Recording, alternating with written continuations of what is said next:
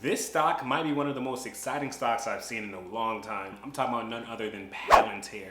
What does Palantir do? A lot of people are confused about this, but what they do is they take chaotic data and they turn it into actionable things that companies or government agencies can do to help their business. For example, their original product helped the United States military track down Osama bin Laden, but these days they're trying to break into the commercial industry and help other companies make more money. And they do this by using data that the company already has that they see no use for, but Palantir comes in and they show the company how to make best use of this data. Now this is a stock that I'm personally invested in, but let's go through this video and let's see why exactly Palantir stock is exploding so much this year and see if you should invest in it too. And by the way, this is not financial advice, so invest in whatever you want to invest in.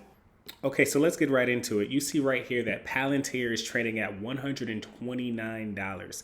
This is up over 500% in the past year. And if we're talking about the past 6 months, this is up over 100%. Truly remarkable stuff. Now, let's go into some of the more of the details right here.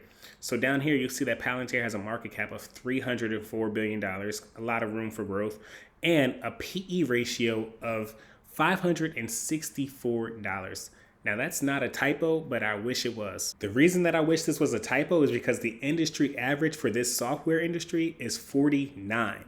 Now, for those of you who don't know, the PE ratio is basically just how much we're paying for a specific company per their earnings per share.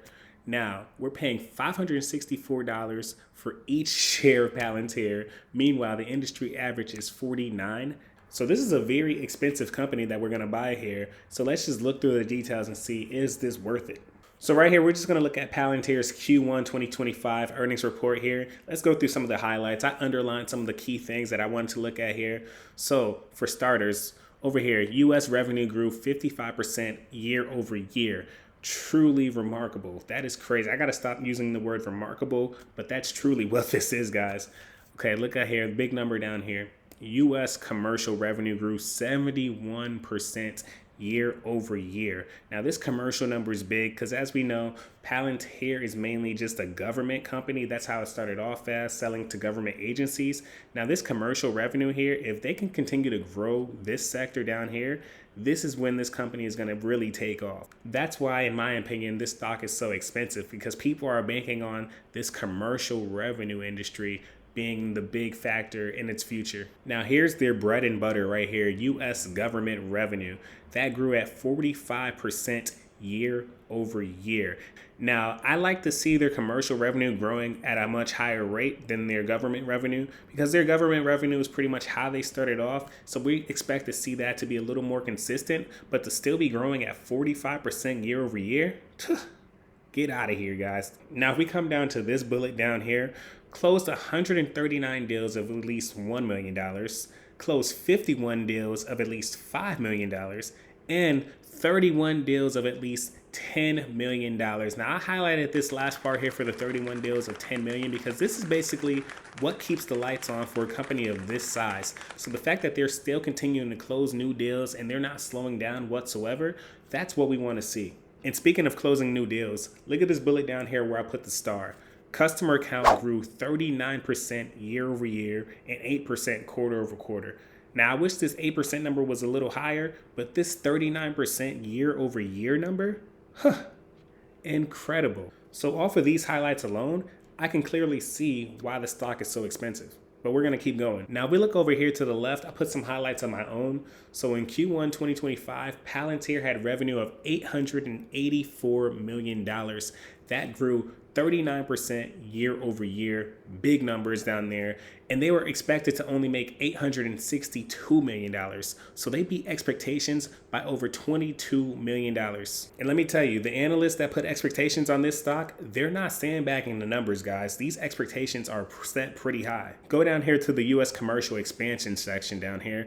So U.S. commercial revenue surged 71% to $255 million, reflecting strong adoption of Palantir's AI solutions in the private sector. Like I said, guys, if they can build out this commercial revenue section, this company is going to continue to explode. So if we go down here to this last bullet, government contracts. So U.S. government contracts grew 45% to $373 million. The fact that they're continuing to grow U.S. contracts in Q1, when the president right now, he's trying to cut back on spending with the Doge thing that Elon set up, they're continuing to make more money in the government sector.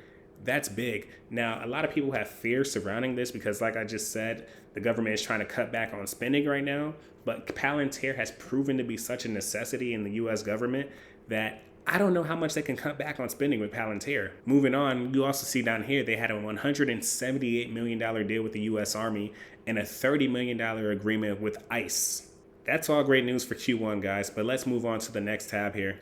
Okay, so let's take a look at the company's income statement and balance sheet. Now, these financial statements are pretty much the skeleton of any company. It pretty much dives into all the numbers. So let's take a look here. I have some highlights again. Now, we just talked about this first bullet on the last page, so we're not going to go over that.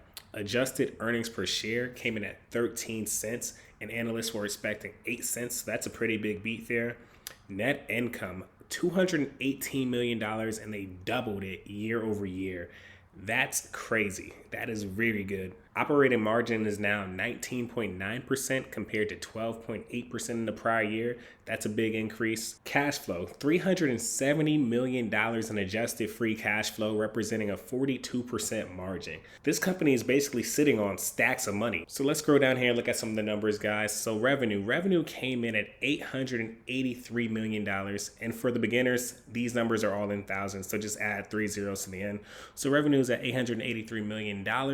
Compared to $634 million in the past year. That's a 39% increase. But look at cost of revenue here. Cost of revenue, that increased by 49%. So that's something that I kind of looked at a little bit too, because look at this. Ideally, I would like to have revenue increasing at a higher percentage than the cost of revenue, but they're not too far off, so I gave them a little bit of leniency with that. Down here, you see that I also circled net income. So net income, $217 million compared to $106 million last year, 105% beat. That is crazy. So revenue increased by 39%, but the net income increased by 105%. Guys, that is incredible. And I know y'all are tired of me using the word incredible, but I'm running out of lack of adjectives to describe this company. Big thing to keep in mind here is that this company has now been profitable for 6 straight quarters. So going from not being profitable at all to having 6 straight quarters of being profitable and now doubling net income year over year, guys, this is a treasure right here. Let's go down to the next page and look at the balance sheet down here. Now down here in these red brackets, this is something I'm not gonna lie to you, I didn't like. International commercial revenue, that declined by 5%, primarily due to weak performance in Europe.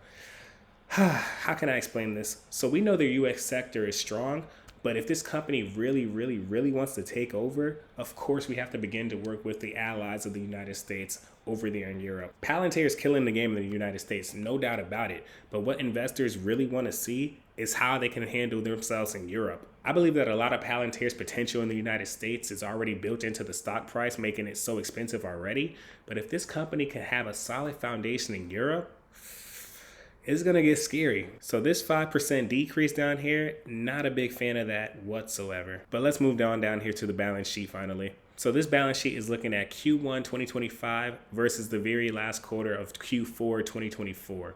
So let's see down here. So cash and cash equivalents and marketable securities, that grew at $200 million over the quarter. Crazy increase right there.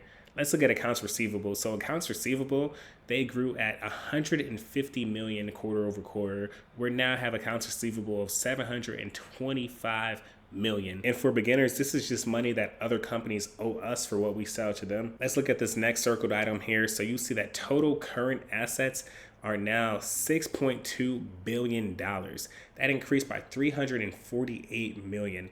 Like I said, guys, this company is just sitting on piles and piles and piles of money. Total current assets growing at $348 million. That's incredible. Let's look at this red highlight down here. So this kind of stuck out to me. So this company clearly has all the money in the world right here. Why is accounts payable rising? I don't know, but I'm not too worried about it because look at the amount of cash that they have compared to the amount of accounts payable. They can pay that off just like that if they really wanted to. So clearly they have some good reason to having this number rise. I would be more concerned if they didn't have have enough cash to cover this. Accrued liabilities, now this number decreased, not by too much, but that's something that I like to see decreasing on my balance sheet. But look at this last circle down here, guys. Total current liabilities decreased by $30 million quarter over quarter. Now that's not a big decrease, but I do like to see a decrease there nonetheless. So look at this, cash increased by $200 million and total current liabilities decreased by $30 million. This balance sheet is a pot of gold right now. $6.2 billion in total current assets versus $967 million in total current liabilities. I might just put more money in. So the people who expect Palantir to continue to grow, they're saying that they're AI integration. So Palantir, they're gaining traction across various industries from defense to healthcare. So this company, like I said earlier, they can help track down terrorists and they can help keep track of hospital beds and availability. This company is doing everything. Let's face it, AI is here to stay, and Palantir right now is at the forefront of that industry.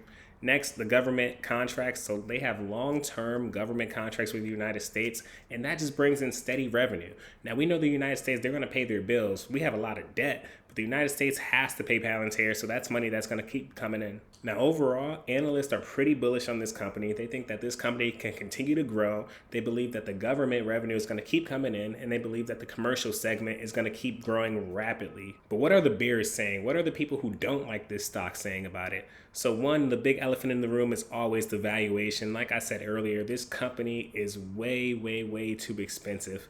Right now, it's currently trading at a forward PE of 148 times its earnings, which is significantly higher than the industry averages.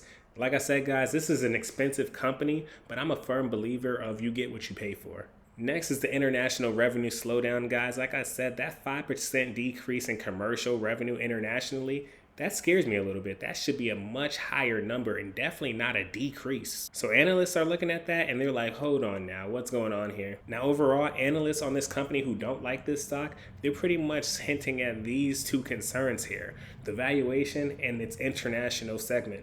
I won't tell you who's right because only time will tell you that, but I know which side I'm going to be on. All right, so that's the end of this video, guys. If you liked this video and you found it useful, be sure to give it a thumbs up, subscribe if you want to stick around more. And if you want to invest in Palantir, let me know in the comments what you like about the company, or let me know in the comments what you don't like about the company. Always be sure to do your own research, guys, but until next time, peace.